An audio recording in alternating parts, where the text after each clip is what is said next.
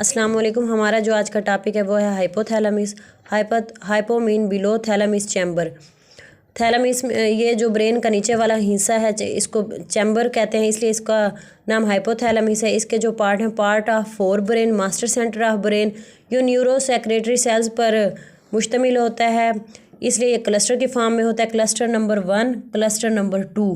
Cluster number 1 produced वो hormones, cluster number 1 जो है वो 2 हार्मोन प्रोड्यूस करता है और स्टोर जो होता है posterior lobe of pituitary gland में। वो हार्मोन्स हैं ADH and oxytocin. Cluster number 2 ये प्रोड्यूस बैटरी फैक्टर है। ये 2 तरह के होते हैं, releasing factor and inhibiting factor. Releasing factor stimulate to release hormone from other gland.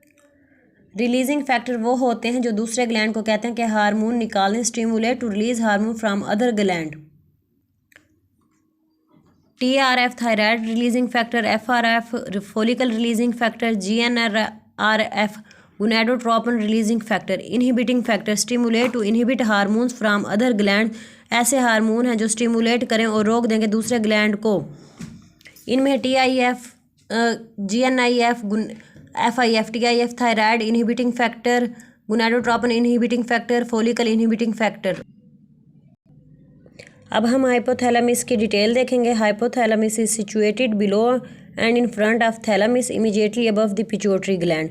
Types of neuro secretory material on the basis of mode of action. Based on the mode of action इसकी 3 type है, neuro hormones, neuro modulators, neuro humorals. The neurosecretory cells of hypothalamus constitute a link between the central nervous system and endocrine glands. Majority of endocrine glands are not under the direct control of nervous system. They are unable to make decision or regulating the function of the target tissues. The neurosecretory cells possess dual properties as nerve and glands. Releasing hormones of hypothalamus. The various hormones released by hypothalamus. Hypothalamus releasing hormones हैं adrenocorticotropic releasing factor, thyrotropin releasing hormone, gonadotropin releasing hormone, growth hormone releasing hormone, melanocyte stimulating hormone releasing factor, prolactin releasing factor. adrenocorticotropic releasing factor का जो function है वो है stimulate production and release of ACTH। Thyrotropin releasing hormone का जो function है stimulate production and release of TSH। Gonadotropin releasing hormone का function है FSH और LH की production. Growth hormone releasing hormone का जो फंक्शन है वो GH की रिलीज और प्रोडक्शन है। Melanocyte stimulating hormone releasing factor का जो फंक्शन है वो production of MSH from intermediate lobe of pituitary gland in some species, from anterior lobe in other species. Prolactin releasing factor का जो फंक्शन है वो stimulate production and release of prolactin by anterior pituitary gland. Inhibitory hormones hypothalamus. Inhibitory hormones वो hormones हैं जो stimulate करें और रोक दें दूसरे ग्लैंड की सिक्रेशन को।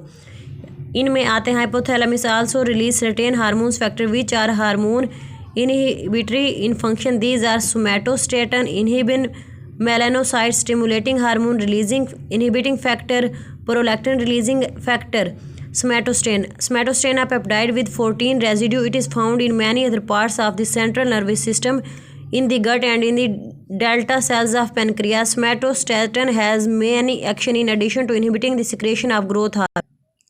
The mechanism by which somatostatin inhibits secretion is not clear as yet. Somatostatin probably lowers cyclic AMP level in the pituitary gland and blocks the elevation of cyclic AMP during glucose stimulated insulin releasing from pancreatic isolates. Somatostatin does not appear to act as a conventional systematic hormone since it has a very short half-life and a wide variety of action in different tissues. It has not been demonstrated in plasma. It is possible that somatostatin act as a local hormone in the pancreas. For example, it probably modifies the function of the alpha cells in the immediately vicinity of the cells by which it is produced. Somatostatin released by the hypothalamus is inhibited by glucose and stimulated by insulin. Growth hormones itself has a direct inhibitory effect on somatostatin release.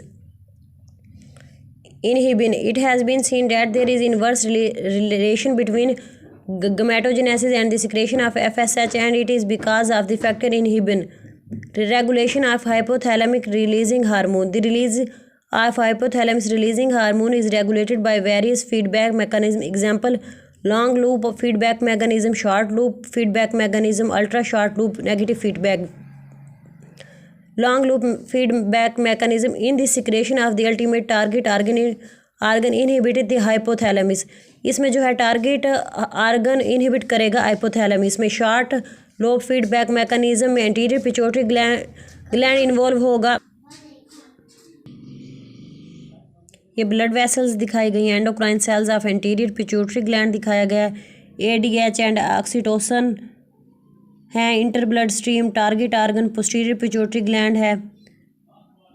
ये hypothalamus दिखाया गया है brain के अंदर. ये pituitary stalk हैं. Sphenoid bone anterior pituitary.